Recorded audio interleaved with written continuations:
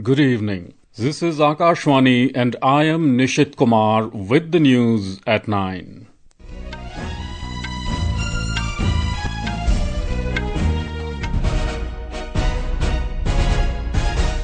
The headlines. Maharashtra Governor CP Radhakrishnan to be NDA's candidate for upcoming vice presidential election. Prime Minister Narendra Modi makes strong push for vocal for local, urging people to trust and buy products made in India.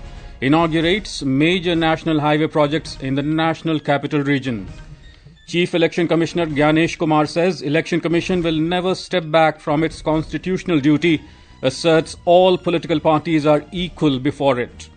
Several European leaders to join President Volodymyr Zelensky for his meeting with US President Donald Trump at White House tomorrow over Russia-Ukraine conflict.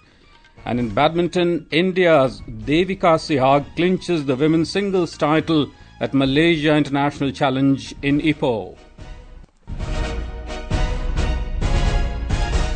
And now the news in detail. Maharashtra Governor CP Radhakrishnan will be the National Democratic Alliance's candidate for the upcoming vice presidential election. BJP National President and Union Minister JP Nadda made the announcement while addressing the media following party's parliamentary board meeting in New Delhi this evening. He said all constituent parties of the National Democratic Alliance NDA supported the decision. संसदीय board की बैठक में जिसका नेतृत्व प्रधानमंत्री नरेंद्र मोदी की उपस्थिति में हुआ, सभी पहलुओं पर चर्चा हुई और नामों पर विस्तृत रूप से जो पार्टी में एक्सरसाइज हुई थी, उन सारे एक्सरसाइज के बारे में डेलिब्रेशन हुआ, सभी के साथ चर्चा हुई, सुझाव मांगे गए और उसके बाद फिर ये तय हुआ कि हमारे उपराष्ट्रपति के प्रत्याशी के रूप में महाराष्ट्र के राज्यपाल श्री सीपी राधाकृष्णन जी, चंद्रपुरम पुन्नास्वामी राधाकृष्णन जी, उनको हम एनडीए का प्रत्याशी बनाएंगे और वो एनडीए के प्रत्याशी के रूप में रहेंगे. Mr. Nadda further said that the BJP aims to coordinate with all parties to ensure the vice presidential election is held with consensus. Prime Minister Narendra Modi, Home Minister Amit Shah and Defence Minister Rajnath Singh along with other parliamentary board attended the meeting. The vice presidential election will be held on the 9th of next month. The election has been necessitated due to the resignation of Jagdeep Dhankar. Prime Minister Narendra Modi today made a strong push for vocal for local and urged people to trust and buy products made in India. Mr. Modi was speaking after inaugurating two major national highway projects worth around 11,000 crore rupees in Delhi. He said connectivity across the National Capital Region will take a big leap forward with the inauguration of the Delhi section of the Dwarka Expressway and Urban Extension Road 2.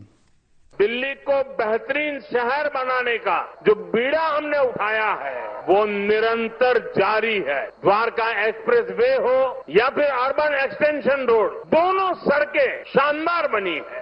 Urban extension road की एक और विशेषता है, ये दिल्ली को कूड़े के पहाड़ों से भी मुक्त करने में मदद कर रही है.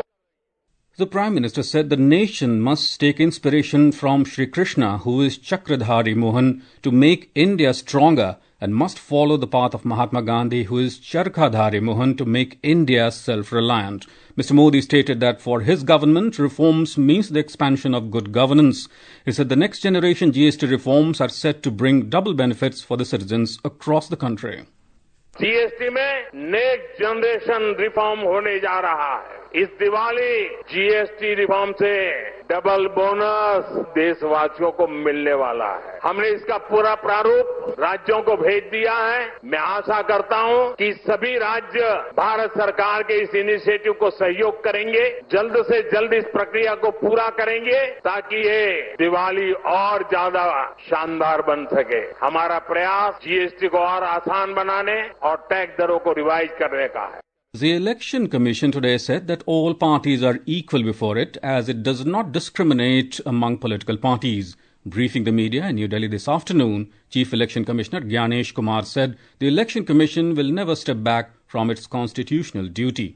कानून के अनुरूप हर राजनीतिक दल का जन्म चुनाव आयोग में रजिस्ट्रेशन से ही होता है. चुनाव आयोग उन्हीं राजनीतिक दलों में भेदभाव कैसे कर सकता है? चुनाव आयोग के लिए न तो कोई विपक्ष है, न तो कोई पक्ष है, सब समकक्ष हैं. चाहे किसी भी राजनीतिक दल का कोई भी हो, चुनाव आयोग अपने संवैधानिक कर्तव्य से पीछे नहीं हटेगा।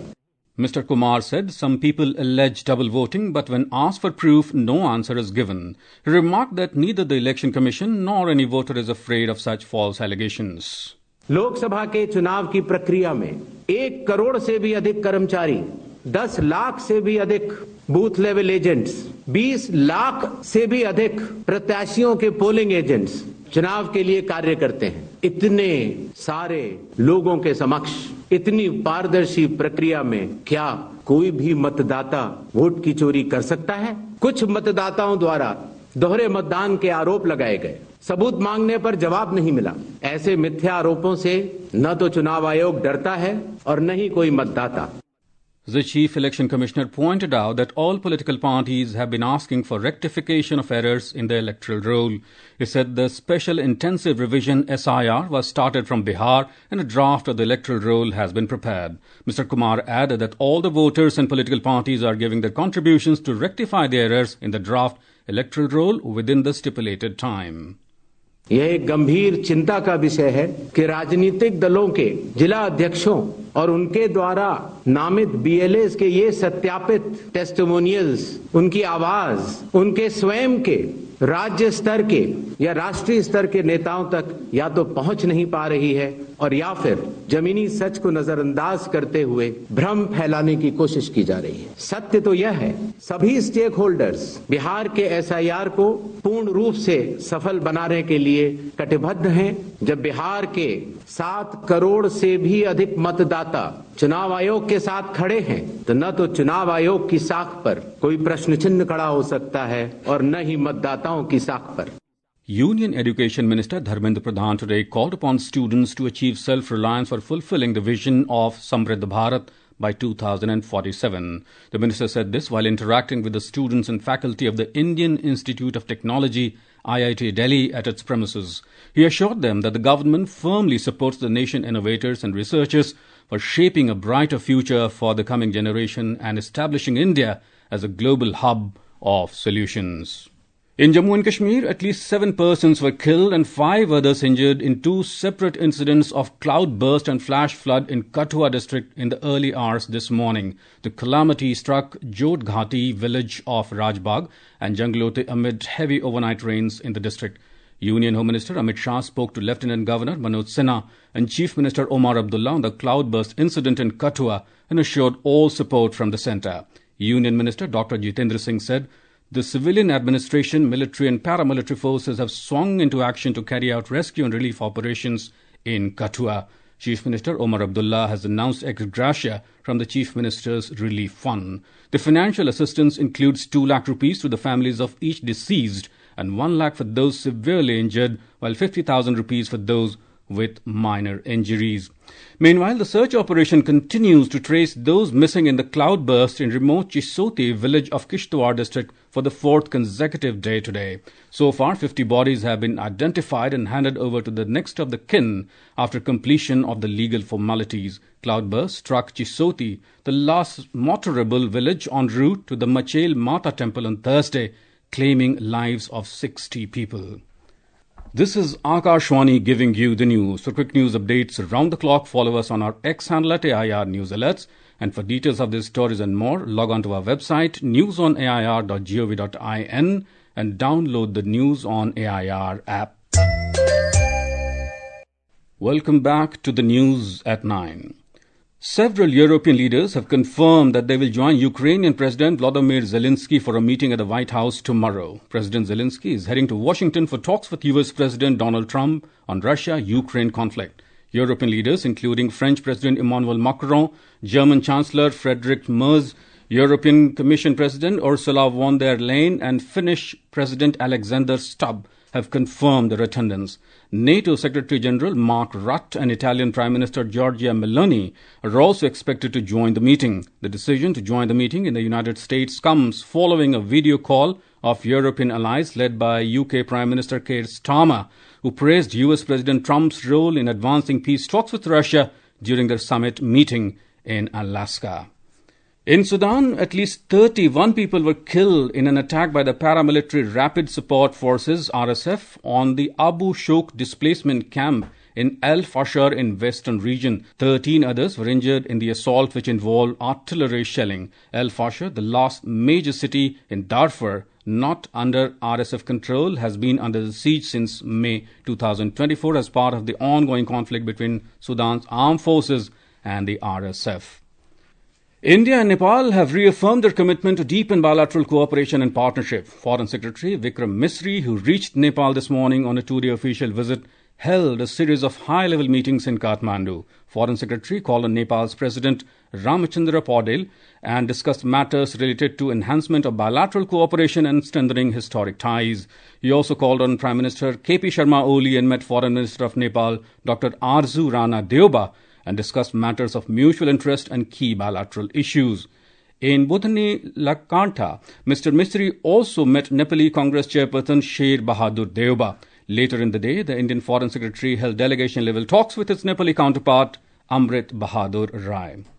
Chinese Foreign Minister and member of the Politburo of the Communist Party of China, Wang Yi, will be on a two-day visit to India from tomorrow. He is visiting India at the invitation of National Security Advisor Ajit Doval. During the visit, the Chinese Foreign Minister will hold the 24th round of Special Representatives talks on the India-China boundary question with India's Special Representative, Mr. Doval. External Affairs Minister Dr. S. Jaishankar will hold bilateral meeting with his Chinese counterpart. And on to sports now. Indian shuttler Devika Sihag clinched the women's singles event at the Malaysia International Challenge 2025 in Ipoh today. With the win, Devika claimed her first international challenge title. The 20-year-old defeated fifth-seeded compatriot Isha Rani Barwa 15-7, 15-12 in the final. The tournament was being played under the BWF's experimental 3x15 scoring format, where games are played to 15 points instead of the usual 21. The victory adds to Sihag's successful 2024 season, where she also won titles at the Swedish Open and Portugal International at the International Series level. And in Durand Cup football, East Bengal FC were leading by 2-1 against Mohun Bagan's supergiant when reports last came in the quarter-final match in Kolkata. Earlier, Diamond Harbour FC entered the semi-finals, defeating Jamshedpur FC by 2-0 in the quarter-final in Jamshedpur. Mohun Bagan are aiming for their 18th Durand Cup title, while East Bengal seeks to win their 17th. The Durand Cup is Asia's oldest football tournament. In the Cincinnati Open Tennis, top seed Yannick Sinner has set up summit clash with arch-rival second seed Carlos Alcaraz in the men's singles. Spaniard Alcaraz reached his seventh consecutive tour-level final by defeating an injured Germany's Alexander Zverev 6-4, 6-3. Earlier defending champion Sinner of Italy beat world number 136 Terence Atmane of France 7-6, 6-2 to reach his 8th ATP Masters 1000 final. Sinner and Alcaraz had faced each other in the finals of Wimbledon 2025. At 22, Alcaraz becomes the third youngest player to reach 9 Masters 1000 finals, joining Rafael Nadal and Novak Djokovic. Bihar Chief Minister Nitish Kumar today unveiled the logo, mascot and trophy of the 12th Men's Asia Cup Hockey Championship at the Chief Minister's Secretariat in Patna. Bihar is hosting the tournament for the first time, and it is scheduled to take place between 29th of this month and the 7th of September at the Rajgir International Stadium in Rajgir. And now, before we end the bulletin, the headlines once again.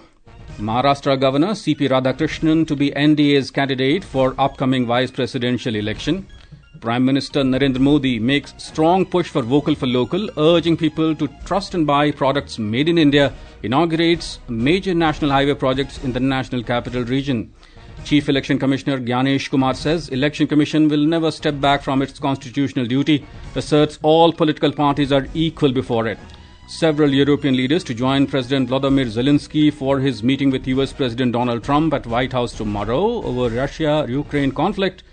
And in badminton, India's Devika Sihag clinches the women's singles title at Malaysia International Challenge in Ipoh.